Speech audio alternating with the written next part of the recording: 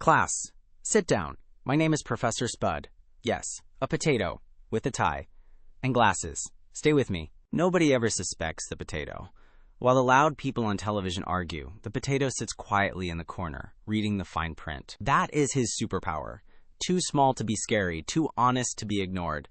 You are very welcome. The world runs on money, maps, and power, and nobody explains it simply, so Spud does. Every day, in the time it takes to eat a sandwich, I will show you who wins, who loses, and who pays. Spoiler class, it is usually you.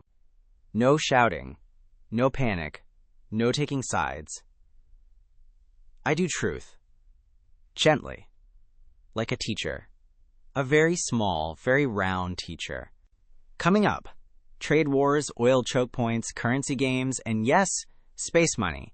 All explained like you are 10 years old and smarter than everyone in the room. I want you in my class. If Professor Spud taught you something today, subscribe. Class meets daily.